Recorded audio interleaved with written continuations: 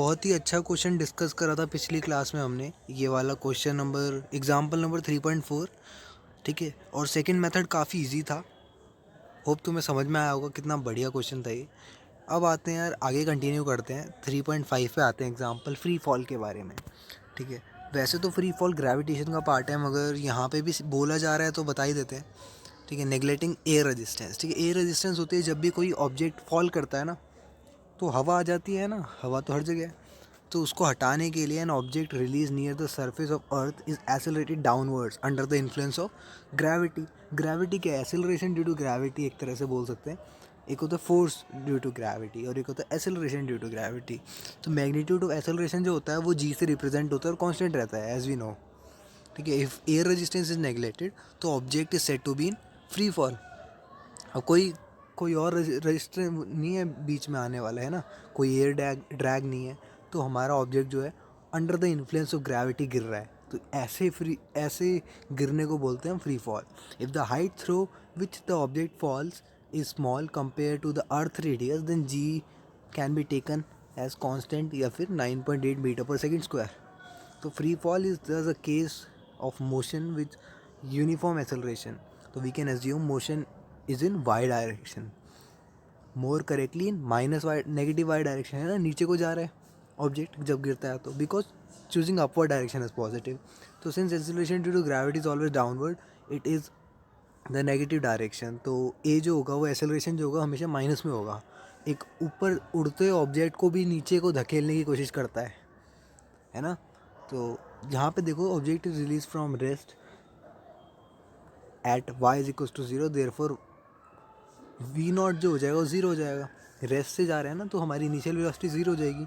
And the equation of motion जो होगी वो v is equals to zero minus G T हो जाएगा, क्योंकि वी नॉट क्या है, ज़ीरो है ना। और माइनस जी टी क्यों? क्योंकि अपोजिट डायरेक्शन में हमारा एक्सेलरेशन लग रहा है।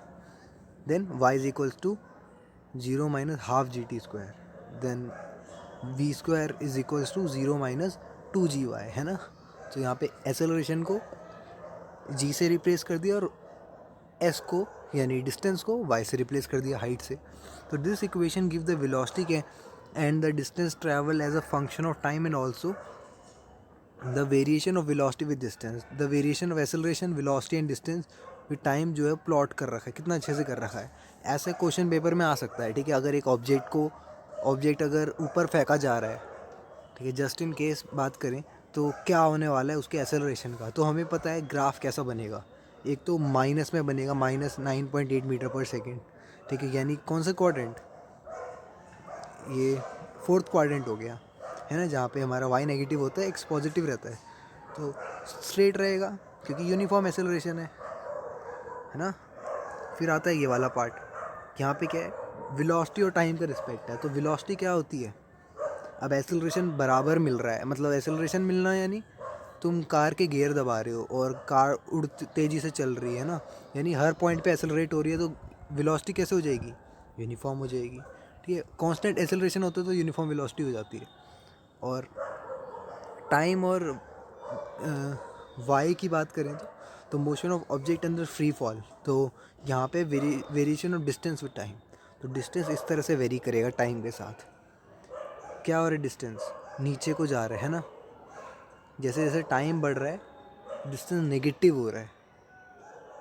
यानी अगर हम नीचे देखें तो नीचे को वाई एक्सिस पे जा रहे हैं, है ना। हम ऐसे कह सकते हैं, एक ऑब्जेक्ट को तुम बिल्डिंग पे खड़े होकर फेंक रहे हो और वो पॉइंट है ज़ीरो, और ज़ीरो से जितना नीचे जा रहा है वो दिखा रहा है ये चीज़, टाइम के साथ साथ जा रहा है, इसलिए टाइम की वैल्यू भी शिफ्ट करती जाएगी। अच्छा क्वेश्चन तो था ये, मतलब ज़्यादा ये थ्योरी ही थी। 3.5 था। 3.6 पे आते हैं। Galileo law of odd number. Odd number क्या कहता है कि the distance traverse during equal interval of time by a body falling from rest stand to one another is the same ratio as the odd number beginning with unity. Unity यानी one से शुरू होते हैं, तो 1 3 5 7 इस तरह का ratio रहता है। किस चीज़ का रेशियो रहता है? Distance travel during equal interval of time. ठीक है, टाइम का इंटरवल हमारा इक्वल रहेगा। Bye a body falling from rest से फॉल हो रही है, stand to one another is the same ratio. ठीक है, एक दूसरे के सामने सेम रेशियो में है। Next let us divide the time interval of the motion of an object under free fall into many equal interval. तो हमने टाओ कहते हैं इसको वैसे, और तुम स्मॉल टी जो मर्जी बोलना है ना, मैं टाओ ही बोलूँगा। And find out the distance, कहाँ पे जाएँ, यहाँ पे, traverse during the successive interval of time. तो हमें पता है इनिशियल वेलोसिटी इज जीरो, तो y is equals to minus half G T square हो जाएगा। ऊपर की इक्वेशन देखी थी ना हमने, हाँ। तो इसमें से सेकंड इक्वेशन कह रहा है y is equals to minus half G T square. तो इस इक्वेशन का यूज़ करके we can calculate the position of the object after different interval, यानी 0 टाओ 2 टाओ 3 टाओ ऐसे करके चल रहे हैं, which is given as the second column of 3.2 table में देख लेंगे। ठीक है, if we take minus half G tau square as Y naught, the position coordinate after first time interval, then the third column gave the position in the unit of y naught. The fourth column gave the distance traversed in successive taus. We find that the distance are in simple ratio. ठीक है, हम देखते हैं कि distance जो है वो simple ratio में चल रहे हैं, और 13579 के as shown in the last column. तो this is law was established by Galileo Galilei, who was the first to make quantitative studies of free fall, है ना। तो ये टेबल देख के आपको समझ में आएगा इसको अच्छे से कि हमारा टाइम जो है वो 0 टाओ 2 टाओ 3 टाओ ऐसे चल रहा है। वाई जो है हमारा वो डिस्टेंस है, यानी कह सकते हैं हाइट है हमारी। तो स्टार्टिंग में हाइट हमारी 0 रहेगी, फिर नीचे नीचे जाते जाते क्या होगा, अगर टाओ हमारा रहेगा तो टाओ स्क्वायर की वजह से क्या हो रहा है, 1 का स्क्वायर तो 1 ही होता है, कोई फ़र्क नहीं पड़ रहा। मगर 2 टाओ में 4 आगे आ जाएगा, 9 आगे आ जाएगा, है ना। तो इस तरह से पता चल रहा है कि अगर हम टाओ को कांस्टेंट ले लें, मतलब अगर वाई नॉट को कांस्टेंट ले लें, तो सेकंड टर्म 4 वाई नॉट हो जाएगी, then third term 9 Y naught हो जाएगी। तो इसका मतलब क्या हो रहा है, distance travelled in successive interval जो हो रहा है वो, देखो वाई नॉट है, उसके नीचे क्या है 4 वाई नॉट, यानी अगर हम एक के बाद दोनों के बीच का गैप निकालें तो कितना आएगा 3 Y naught. Same 4 Y naught और 9 वाई नॉट के बीच का गैप कितना आएगा 5 वाई नॉट। तो सेम चलेगा 1 3 5 7 9, इस तरह का सक्सेसिव गैप रहेगा आपस में। ठीक है, कभी भी आता है ऐसा क्वेश्चन पूछते हैं तो टेबल बनाना ज़रूरी है, क्योंकि टेबल क्लियरली समझा देती है तुम क्या कहना चाह रहे हो। नेक्स्ट बात आती है 3.7, कहता है stopping distance of vehicle. When brakes are applied to moving vehicle the distance is travel before stopping is called stopping distance. जाहिर सी बात है, तुम देखते हो बड़ी गाड़ी है तो तुम ब्रेक लगाने के बाद क्या होता है ना, हमारे जैसे ट्रक है, ट्रक में ब्रेक लगता है तो आगे जाके रुकता है ट्रक, तुरंत नहीं रुकता। और इमरजेंसी ब्रेक कहते हैं ना उसको, वो लगाने से क्या होता है, ट्रक का पीछे का सामान तक उड़ सकता है। क्योंकि हमने लॉ ऑफ इनर्शिया पढ़ा है, अगर एक ऑब्जेक्ट मोशन में है तो वो मोशन में ही रहना ही पसंद करेगा। अब ट्रक के अंदर रखा है खूब सारा सामान और सारा सामान मोशन में है ना, और तुम ब्रेक लगाओगे तो क्या आगे का टायर रुक गया, मगर पीछे का सारा सामान धक्का लगा रहा है ना। तो ये जो धक्का है इसको, इससे ट्रक आगे खिसक जाता है, जिस वजह से इसको स्टॉप होने में टाइम लगता है। और इस टाइम को बोलते हैं हम, इस डिस्टेंस को बोलते हैं हम, जितना चला है वो स्टॉप करने के बाद, स्टॉपिंग डिस्टेंस, है ना। It is an important factor for road safety, क्योंकि depend upon initial velocity V naught and the braking capacity और डिसेलरेशन। ठीक है, एसेलरेशन का उल्टा भाई, मतलब कह सकते हैं कि जैसे एसेलरेशन अगर तुम्हारा गाड़ी को स्पीड बढ़ाने में यूज़ होता है, तो डीएसेलरेशन कहेंगे गाड़ी की स्पीड को कम करने के लिए, है ना। तो माइनस ये कहते हैं, या फिर तुम जी भी देख लो, जो हमारा एसेलरेशन ड्यू टू ग्रेविटी है वो डीसेलरेशन ही है एक तरह से। ठीक है, that is cause by breaking.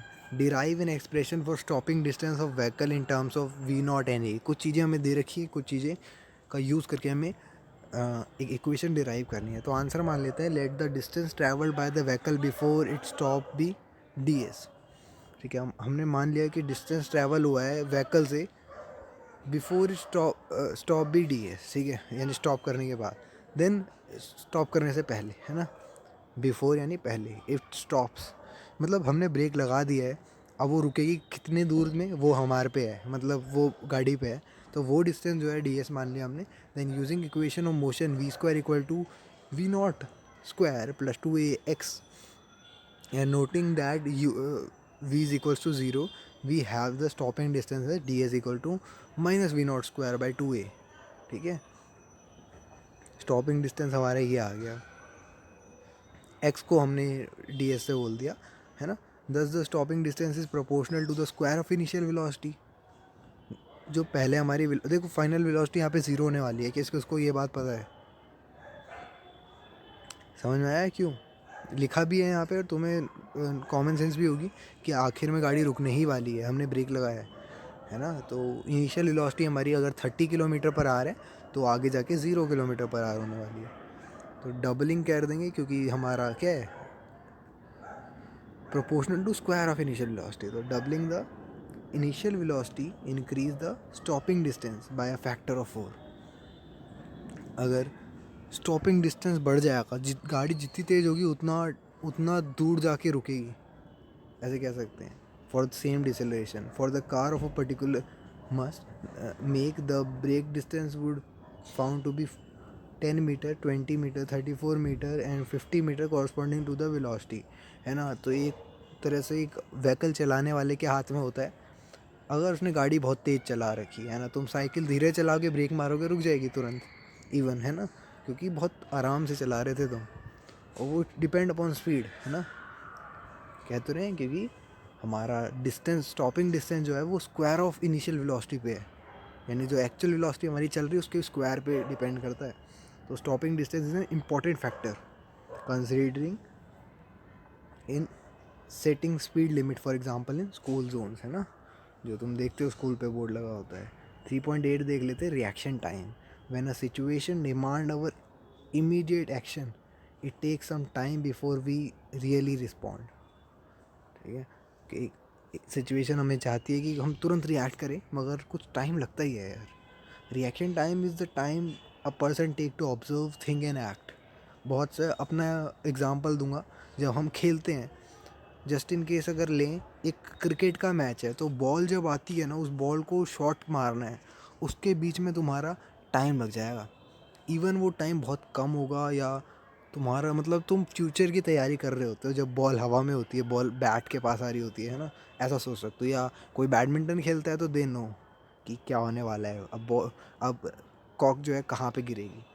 Anyways आगे करते हैं। If a person is driving, हाँ इन्होंने अच्छा एग्जांपल दिया, मतलब हमारा खेल से रिलेटेड था, ड्राइविंग का हमें नॉलेज नहीं।